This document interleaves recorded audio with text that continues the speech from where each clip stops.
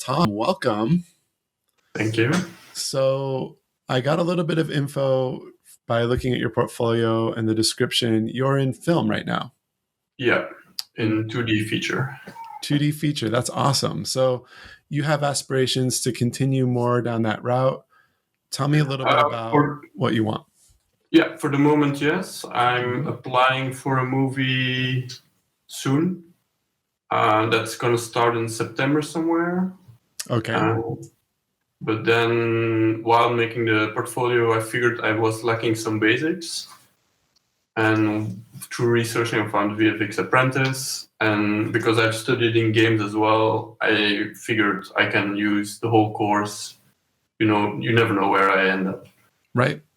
Yeah, there's a lot of stuff that definitely crosses over and applies that we go over, especially the lightning bolt lesson applies to the flip book that we do. And then the concept painting from front to back, just like concepts of color and composition and shape design and things that are really going to help you out there. Yeah. And then in this today, I'll kind of do a deep dive with you on some things for you to keep in mind. Perfect. As well. So let's just hop over here to there's your reel. So I'm going to head through this and we'll kind of just pause it periodically on different aspects. So first off, I guess we'll just watch it all the way through once and then I'll go back and say, I think generally I look at your work and I think, wow, this guy has a lot of raw talent and it's really nice, the different kinds of shapes and motion that he's able to create. I do think that your stuff lacks polish a lot of times, where that means like sometimes like with that sword swipe there, that's fine because it's so fast that it doesn't need to be polished. You just need quick shapes to just get in and get out. But other times when things sit on the screen for a while or they move a little bit slower, the polish becomes a bigger sticking point. This last one is definitely my favorite, though. It's kind of funny because you ended with you did the opposite of what I typically expect, which is, you ended with what I think is your strongest effect by far. Yeah, I was debating if I should start with it or end with it in this thing. But because it's only 1 minute, I figured we can put it in the end. Yeah, I mean, chances are good that they're going to make it to the end, but starting on this, it's so small and simple. Like even that fireball, I think, is stronger. I mean, this is pretty subjective, to be fair, right? Like, yeah, I feel like even that fireball is stronger than that opening poof. The opening poof is more polished, but it has struggles with it. And this one's really nice because it shows you playing your effects to the camera in a cool way, like, effects going out of the frame, but still having a nice read. And, the dust poof is cool and all this stuff. Also, just this is a funny note. You wrote composting instead of compositing. Oh, really? Oh, it's out of the frame. It's like down here at the bottom, though. It says composting. Yeah. Oh, yeah. I added that super fast. Needs composting. I thought that was funny. I knew what you meant, but anyway. I can leave it in. Yeah, just leave it there. It doesn't really matter. So let's see. Is it the over arrows? No, it's Shift, Alt. How do I scrub through the frames here? I think it's with up and down with Shift, but I'm not sure. Is it Shift up and down? I think so. I'm not doing anything. Am I on the Vimeo page? Yes, I'm here. I want to scrub through these frames so bad because they're so pretty. I can send you the file. I did it. It is up and down.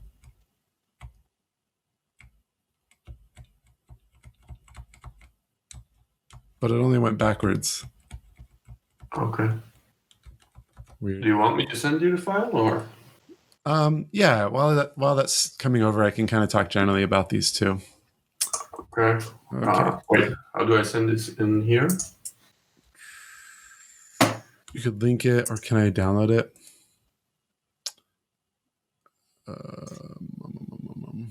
I have no idea. No, it's not marked for download, which is fine. You don't need to mark it for download. Hang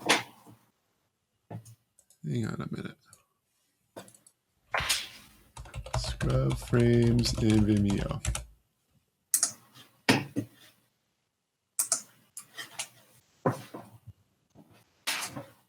Oh, it is shift left and right. Oh, left and right. There we go. I was pushing left and right and it was jumping. Shift left and right is it. Okay.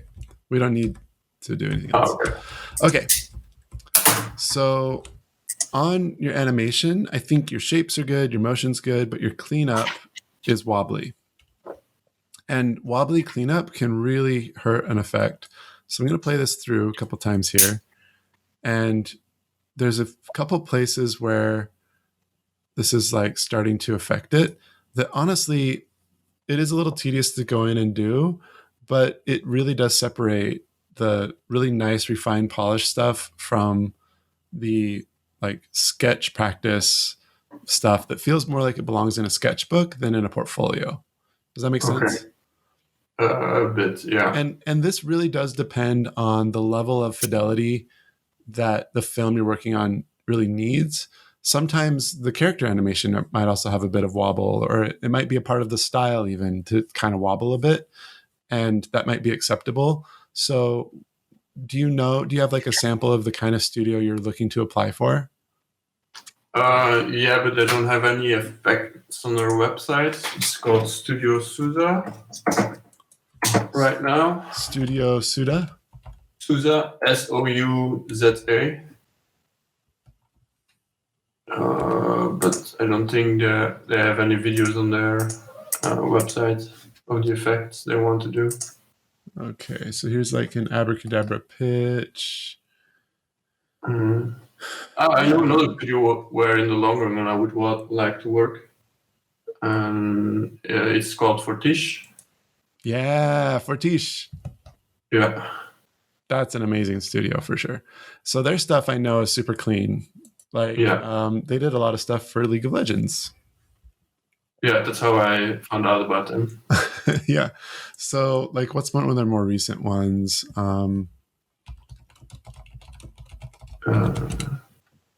Okay. If we just bring up their website here. Whoops. Volume is up. Is there a volume mixer here? Where's the volume controls? That's weird. Let's go to YouTube and watch it.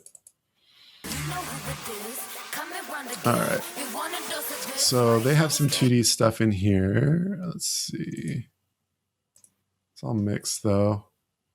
But yeah, it's very clean. They're definitely going to appreciate, like this, the swipes of the smoke that come across the Akali. Mm-hmm. Like it's even composited.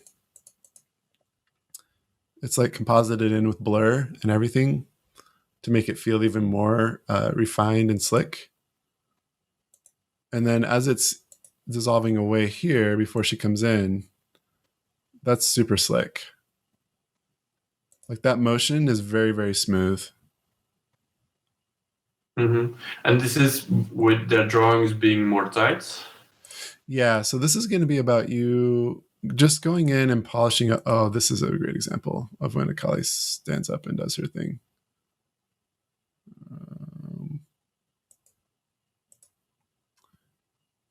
Yeah.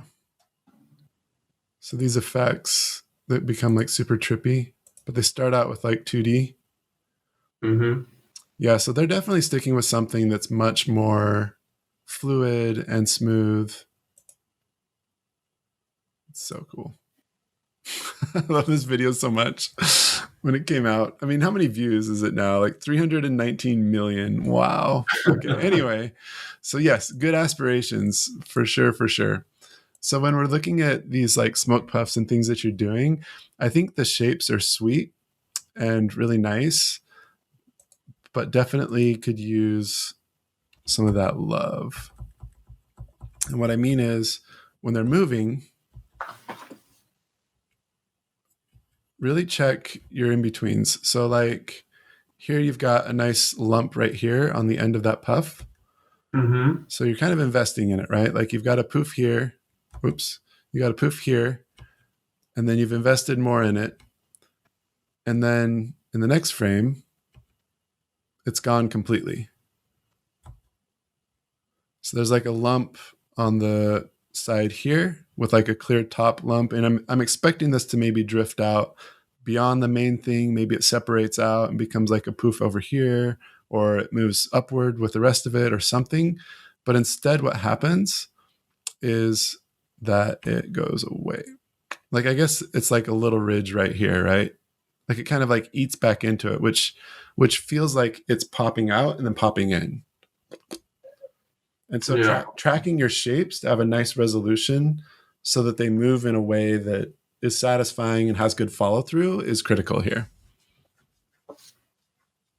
Does that make sense? It does. It's just how can I describe this? I wanted to create a turbulent effect that it sucks it back in. Like now you see that the main dust cloud creates it pulling it back in a bit. But I found it difficult because it's 2D, so you lose a lot of depth in an effect really easy. Yeah, like you want it to feel maybe it's like rotating the form, like going behind it. Mm-hmm. Then I would suggest shading it with the dark shadow like you do have under here, telling us that it's turning behind the form. And then you can follow through on this frame where it's just a little lump with a dark shadow there to show that that's the same piece. The eye needs something to grab onto to know where it went. And so you have to leave clues behind to indicate what happened. Otherwise, the brain fills in the incorrect vector of motion, and then it loses track and it just feels wobbly. So you need to give it something. Like, I think it's fine. Like you say, it's fine to turn the form, suck it in unexpected ways, and do all that stuff. But you need to leave cookie crumbs behind or breadcrumbs behind to show where you went. Yeah. Okay. Where else is that kind of shaken? Yeah, I feel like the resolution at the top too. So turbulent as it may be, at the very, very end of an animation is not the spot that you want to have turbulence, because as it's resolving, theoretically it's slowed down quite a bit, right? Especially if it's really stylized, then it slows down dramatically before stopping. And if you have it still being turbulent and kind of jumping around on those last few frames, it makes the brain assume that the whole thing was jumping around, even if the rest of it was moving smoothly and quickly and everything else the way it should. If you have turbulence at the end, it just makes you think, oh, the whole thing's kind of just jumpy and rough, right? So here on this dark part here that's coming up, it kind of comes up like this. So it's there, and then it comes up here. Oops. Okay, so it's there, and then it pops away. Come on, Vimeo. Oh, it's skipping this frame for some reason. That's annoying. Anyway, it pops away, as you can see here. And then this piece moves up there. So I'll just say it this way. So this piece is here, this little bit, and then that piece is really close to where it was. And so it creates this weird repetition where I'm not sure what happened to this and its resolution, because there wasn't one here. Like there wasn't a second tendril coming out here, and then there was one. So I'm guessing you intended for this to become, oh, interesting. Yeah, maybe this one, it looks like it's becoming this bigger one. Yeah, it's that it was attached for a bit longer, that it pulled down. Yeah, like that's where the problem is. Okay, so you're saying that another form is coming out from behind here. I get it now, and becoming this larger shape down here. No. This one, the bulb on the previous frame. The top one, the tiny one, that goes to the right on the next frame. It goes over here. Yeah. Okay. So that's confusing too because it's here and then it comes up to here, comes up higher and then down. Okay. So it's actually moving backwards and then this pops out here, but then it's only there for one frame. And so it feels jumpy. There's like a few different things that are kind of jumping and skidding around, you know? Mhm. And uh, It is, uh there is little, how can I say it, time for a shape to be there to create. For example, this would be how the shape would dissolve, but because it's only on one drawing, it feels jumpy. yes, exactly. If it had more in betweens to explain what was happening, I think it would be fine. In the absence of those in betweens, um, at least getting the shape profiles to be a little more similar to each other. I mean, it's fine for them to vary some from frame to frame, but because this feels like it has like a couple of knobs in it, you know, like it's kind of bumpy, it has this divot here and then a little bump there. It really stands out like a sore thumb, and it kind of looks like a thumb a little bit. But um, yeah, for a pointy finger. yeah, yeah. Whereas this doesn't have the same shape profile or thickness. And so it kind of looks like its own thing here. But you get the point by now. The basic point is be aware of your frame rate and how that's impacting how jumpy things feel. Just going to a higher frame rate can fix a lot of it, but also it's a lot more time intensive and you can cut to the chase better if you keep a lower frame rate. Although I Mm-hmm. will say, when I see somebody animating at like 30 or 60 frames per second instead of just 24, I get impressed. Like that's so buttery smooth. That's insane. But Mm-hmm. that's a ton of extra work to do 60 frames on a hand drawn thing. So yeah, also I think just the size of it, you're showing it up close and personal here to kind of fill the frame, which is great, except that it wasn't made for this scale. It's made for more of this scale. And so Mm-hmm. these really blunt edges that look just fine down here really stand out up here as globby brush strokes, right? And so it doesn't have like things are not coming to like a very refined, elegant point, Yeah. or the shapes are not super refined when you look at them super close. Whereas you get away with a lot of that down here, you know, like it still looks great at scale down smaller, but when you start getting bigger, the shapes don't hold together as well. Um, Another way around that might be that you do compositing tricks on this if you're familiar enough with After Effects or something to add a bit of motion blur, some other things to it to get it to feel more refined and like production grade. But Mm-hmm. where it's rougher here, that's a little bit trickier. Okay, enough on that effect. We've focused on that one long enough. Now this fire, like I say, I really like it. I think the shapes are beautiful. I think the motion is beautiful. I think I would just like to see some cleanup on it. Me, you know, probably some in betweens and probably some color pass, like some glows and things to just really sell that you know how to compose an effect holistically and just really make it pretty. You know, I would even say if you did that, you could take it out of the context of this shot because it's not necessary. Like I don't know that it's necessary to leave it in this animatic sequence because the effect itself is the same regardless of this camera angle, you know. Mm-hmm. And these particles that poof up from the foot, they're they're done in a very sketchy sort of style that sort of jitters around because it's like a hand painted brush, you know. And Mm-hmm. so they're not the strongest effects on the foot either. And so really this is the focal point here, and I would say just play that up, polish it out, you know, get rid of the black outlines and switch it out for some color pass. I really like how you've got it burning where it feels like folds. Like, you know, you could tint it so that it feels like it's lit on the interior or something. Yeah. Really like have fun polishing this out because I think it's an effect that's worth polishing for sure.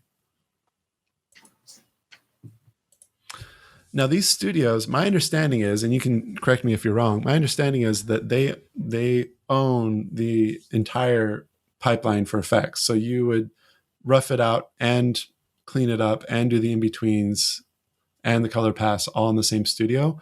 Do you know if that's the norm? I think so, because it's not the biggest studio. Right. So I think so, yeah. So you would be expected to carry things through to polish then. I don't know if there would be an assistant after me for the effects or not. You might I be don't the know. assistant. Sorry?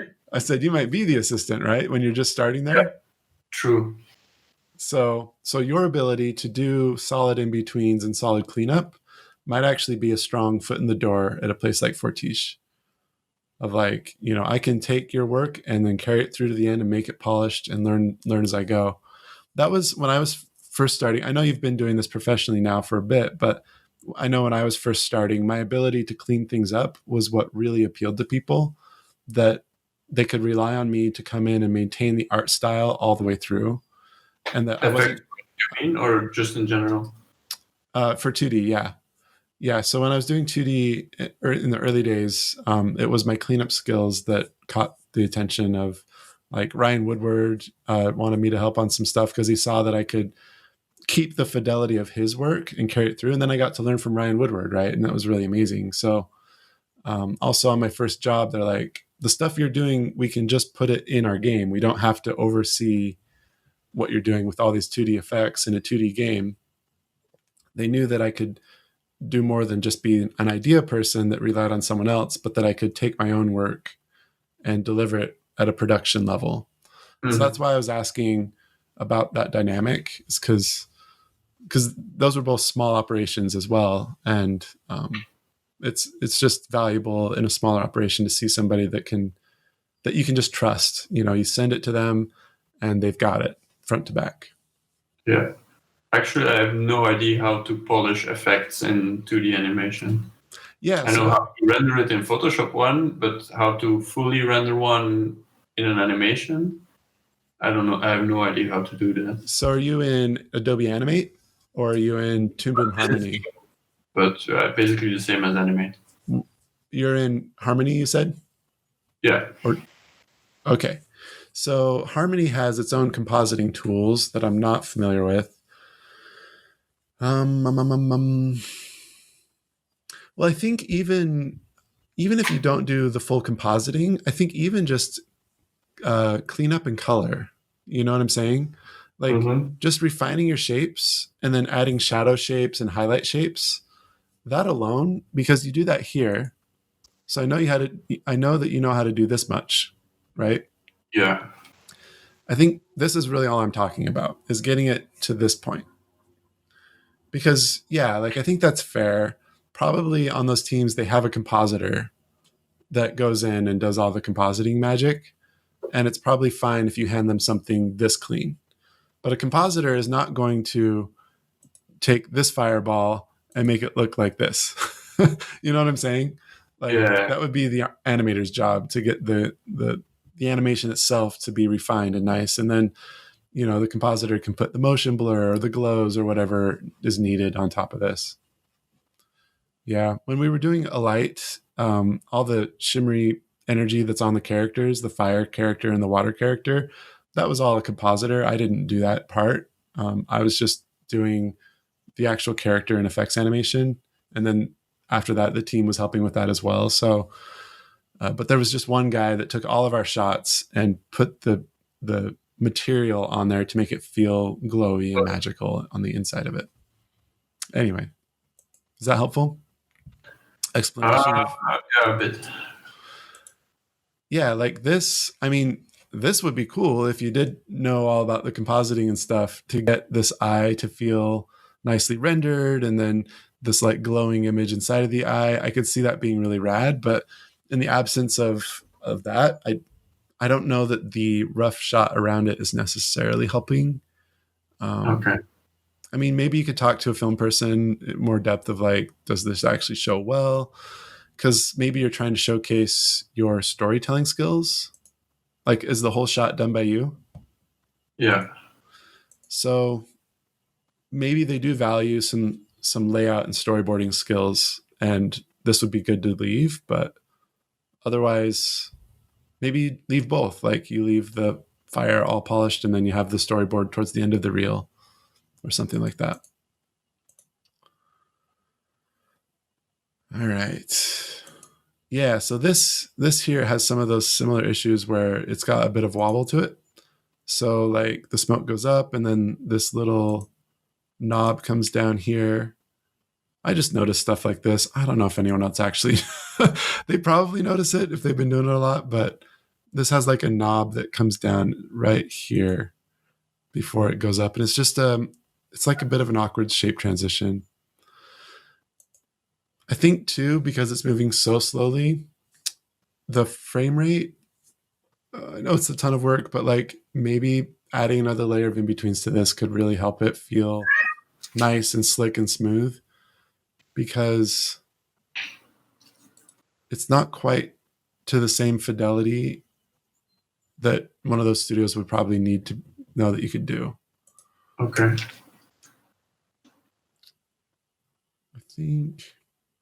I think the timing on this could use some work on the splash. It's pretty evenly timed. So like adding that little hang in the air before it drops down. Yeah, so it's not just moving. Yeah, right now, I mean, your frames are fine. I think the shapes are fine. The composition of how you've laid out the different splashes from each other is all working nicely. But it's just kind of, I mean, especially over here in the top left of it, it's kind of just quick. And it's kind of like, it just goes a little too fast. In betweens on the high.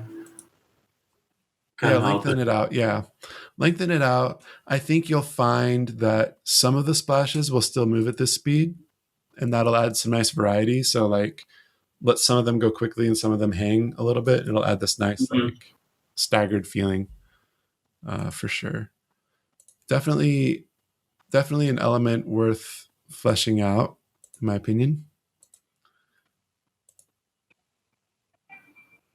I like the zaps are always fun, and it's funny because they're so freeform. You can kind of do whatever.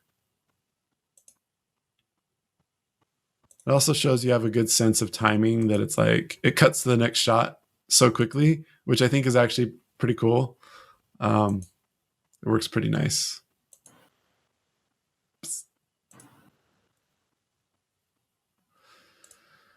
I think maybe if we can look at this, some of the shapes probably get busier than they need to be, especially for the scale of the electricity. I mean, this is very small. This is the size of a doorbell and a finger. Mm-hmm. And I don't know that I would expect to see this much busyness and activity on a zap that small.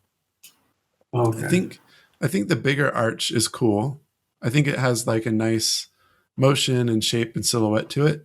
But these little guys, like, it's nice sometimes when you're like bridging it together with the connective pieces, but just the frequency of the zap, zap, zap, zap. And then, how it kind of breaks off into such tiny little pieces. Like, I like the bigger silhouette for sure. It's a nice shape. But yeah, because the scale, it doesn't work. For example, if this would be a lightning bolt. Yeah, probably something like that. But then the difference is, how can I say this? The scale of it, that because of the framing, is really close to the zap. Wouldn't it be then a boring shape then? Because I think it's a final pass I added because I found it a bit too boring and not lifelike. I think so. I think you're right. Like some amount of detail would be good. It might just be the design of the detail that's getting me, where they don't really help the flow of the overall effect. They kind of, like right here, I think is a nice flow. This is actually a good example of how they're sort of flowing with it, but also adding this like nice zigzag across it. But then in places down here where they're like really frequent and they just kind of like zigzag, zigzag, it's not as helpful, I don't think. And so figuring out how to compose those shapes, like this is especially where I notice it, where it's like zigzag, zigzag, zigzag, zigzag. Yeah. It doesn't feel as thoughtful as the bigger zap. Oh no. And it was The very main quick. thing I've gotten from this call is that I need to pay attention to every tiny detail Yes. because Yeah. I'm pretty sure I did these in 10 minutes. Just added them for visual distraction. Yeah. Like, really, it's hard to phone it in with 2D because everything is so handcrafted and done manually. And it's just, yeah, you can't get away with as much as you can with like particles. Sometimes with particles, you can get away with murder, but with handcrafting every little piece, it doesn't work. Okay, so this explosion, I feel like I'm missing the directionality and like the motion. I think, how do I say this? Like, there's a couple of things with it. Mostly, like, generally, it's that I don't feel like this is moving the way that a plume of dust coming from a small window ought to move.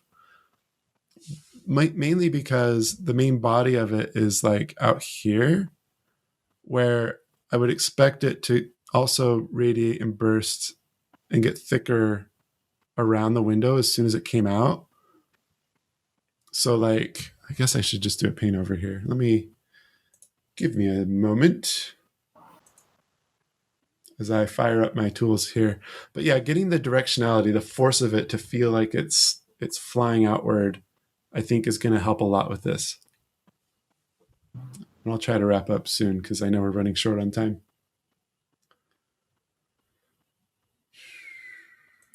Where did I go?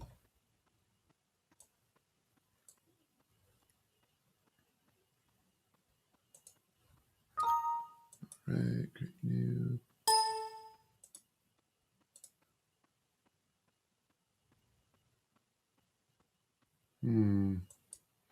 Hmm. There we go. All right.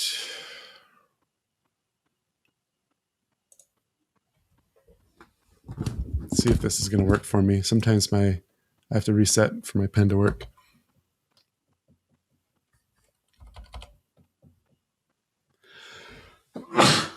Excuse me. Bless you. Hope I don't have coronavirus. All right. Yeesh.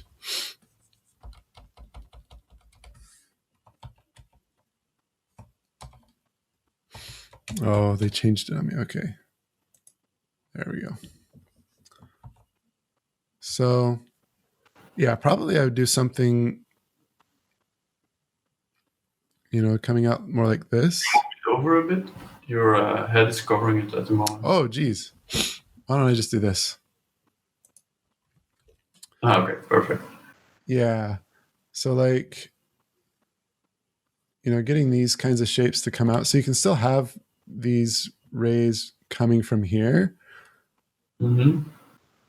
You can still, even if the composition needs it, you don't have to do anything much down here. You can just have like a little bit of something. And I always do this pass first before I start designing my smoke, just because I want to have an idea of what my composition is and where the shape, how the motion is going to feel, and get something that I'm happy with on this level. And then you can go back in and just tone down your shapes and actually start saying, okay, I want this. Oops, I'm still drawing on the same layer. I want the smoke to actually do whatever it's going to do, right? Mm-hmm. And because it's guided by nice lines of motion, you can get something that feels a little bit more consistent and has a nice directionality to it, right? That kind of thing.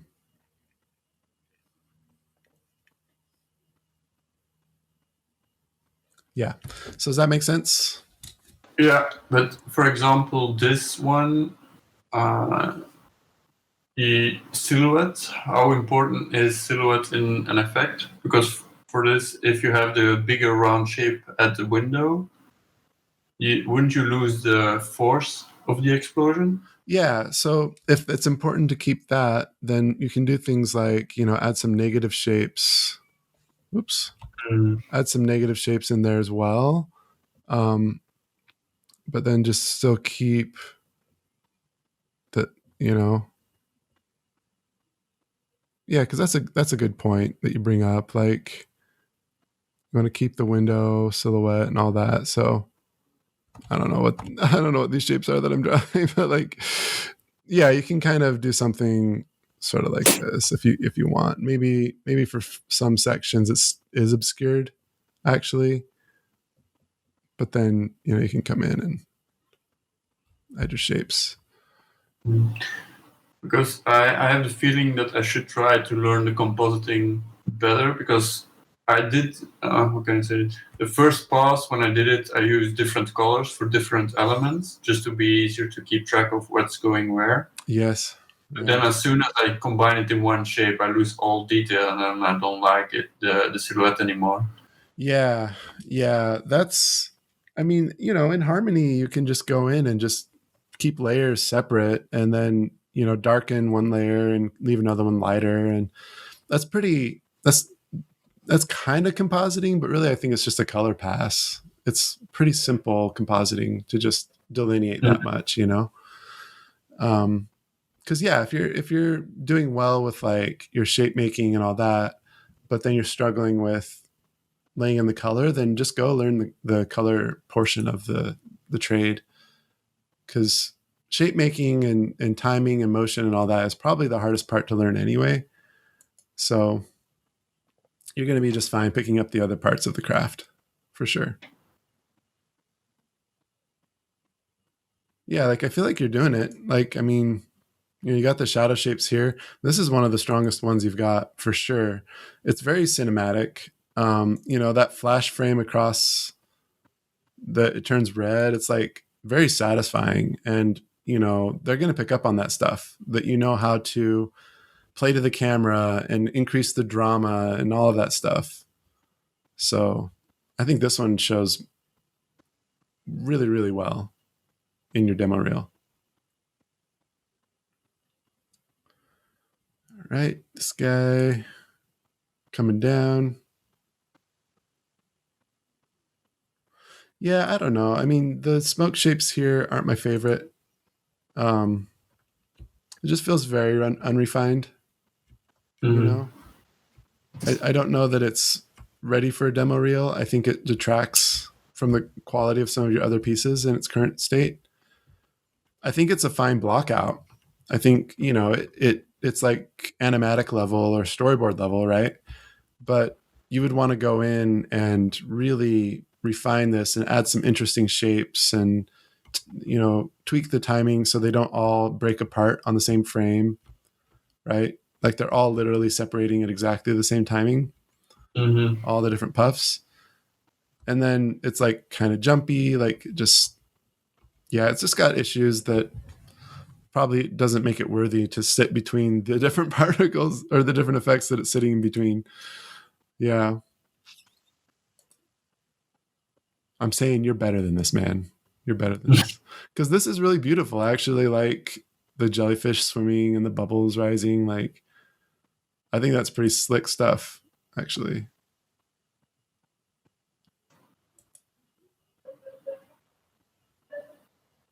The timing on that jellyfish is just so, so good. How it goes, it's coming up and then it pumps. And just like to go from that up to that so quickly.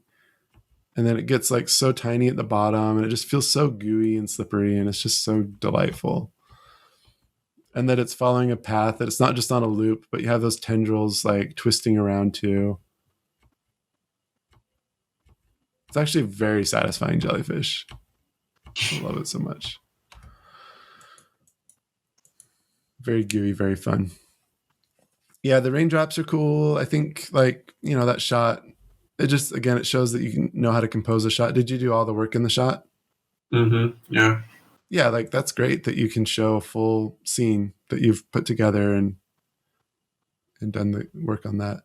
I like the glass of water. This fire I think is even cooler than your other fireball. Yeah. the shapes going on there and everything is just so nice. And I think it's definitely worth in betweening because right now it's so choppy that it could really use some in betweens to smooth things out and get it to just feel nice and flowing and satisfying. Yeah. And in this case, maybe it doesn't need composited. Like, I don't know, like the style that you've got with the wrapping forms, it's I think it's great. Like I like how it kind of wraps like paper almost. Mm-hmm. And this is by far my favorite. Not just because it's cleaned up, but I honestly feel like just the motion and everything is just so creative and rad. And I always love these kinds of effects that are just like abstract motions and things. If your whole portfolio were cleaned up like this, I think you would definitely come across as like more of a seasoned pro. It's like, oh, this is somebody who has worked on high fidelity work, versus when it's rough, it's like, well, was it a student project? Was it just handed off to another department? Was it just a personal project? It's unclear if it was done for professional. This one's great, I think, by the way. I don't think it needs any more cleanup, but like with like the campfire, it's just not clear if it was done for professional endeavor. Mm-hmm. Like maybe it was, but then my question is why not show the final scene of it composited together? Because not all of them are just meat testing effects. It's not nobody passed on to it. Yeah. You're sorry. You said this was all done by you? Yeah, yeah. Like, and not professionally. Just these are small projects I do in the evening.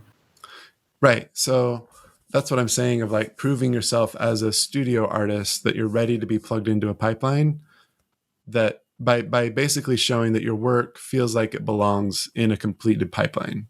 Like it feels like it belongs in a completed product. That's what I'm saying.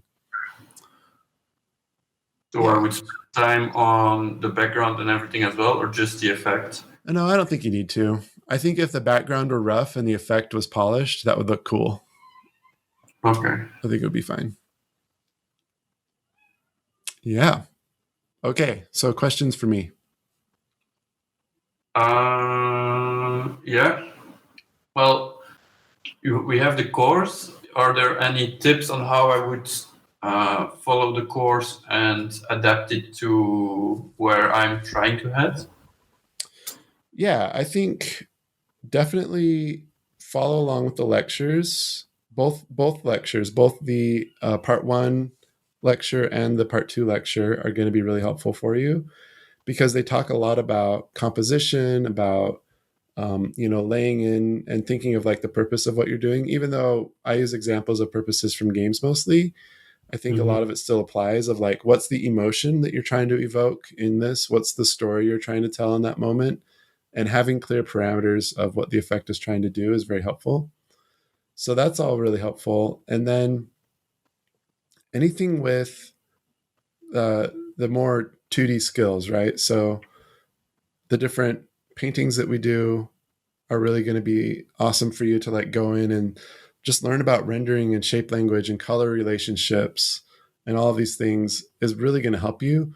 Also, uh, some of that information won't translate directly, but as you do start learning compositing and harmony, getting that look, you'll know what kind of look you want because you've painted it, right? And so Mm-hmm. you'll say, oh, I want these colors to feather together a little more here, or I want this hot spot to have a nice glow to it, or something of that nature. And you're going to know what you're, in your head you're trying to accomplish. And that's going to translate directly into that work of compositing and coloring. So definitely all of part one is going to be useful for you. For part two, I think of course, there's the lesson of the lightning bolts that is all flipbook based, and that's going to be really useful. So Mm-hmm. flipbook is just 2D animation, right? So you're going to do the 2D animation textures in there, and you can just follow along in harmony because I don't go too specific into Adobe Animate versus Harmony, but they can pull off the same thing. Yeah. Well, I do know how to use a game engine, Okay. so I would probably follow everything along. But Oh, yeah. If you want to, because you did mention eventually you wanted to try your hand at game stuff, and this class might actually pique your interest in that realm because those tutorials that follow along in Engine, things are already built for you. And so you're just purely working on composing different particle emitters together to hmm create new things or to edit things with your own custom textures. Yeah, you might find a whole new excitement there as well. Um, But I've seen most of the effects created are more, how can I say, this blurry, not the 2D effect. But if you look at games like yeah, I'm trying yeah, Battle Chasers, for example, there right. even the explosions are hand drawn. Right. So uh, we got a little bit of variety in there. The lightning bolt is definitely much more graphic in its nature. The others, you're right, are much softer and feel more grounded to that type of world that's like hand painted versus like a toon world or a really heavily um, cell shaded kind of feel, right? So hmm yeah, that's true. I mean, they aren't going to apply directly. I think the goose splat also has pretty crisp edges just because it's a liquid. So it has these nice, well defined edges. So that might apply to what kind of work you are interested in. But Yeah. yeah, I would say those are probably the aspects that would benefit you the most for this time. Mm. And would it be interesting for a 2D effects artist to strengthen his 3D skills? For example, in Blender, you have the grease pencil, or like we were talking about for Tish, they use 3D and 2D at the same time. I mean, absolutely. So this is something that I watched Ryan Woodward go through because Ryan is such a deeply experienced 2D animator. But he did this.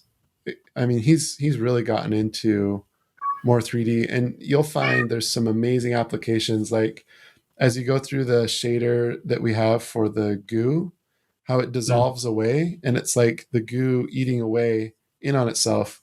Also, the wispy one, where the only reason that it's softer is just because a setting in the shader gives it a feathered edge, but you can change that setting to have a harder edge. So it eats Yeah, away and stays very crisp.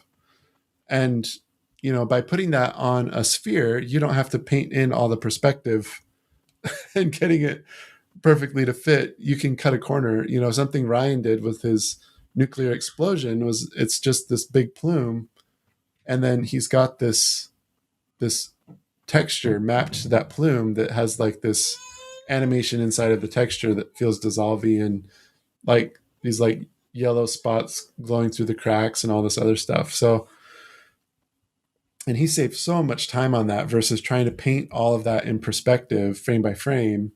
hmm He just mapped it to a giant sphere and away, he off he went.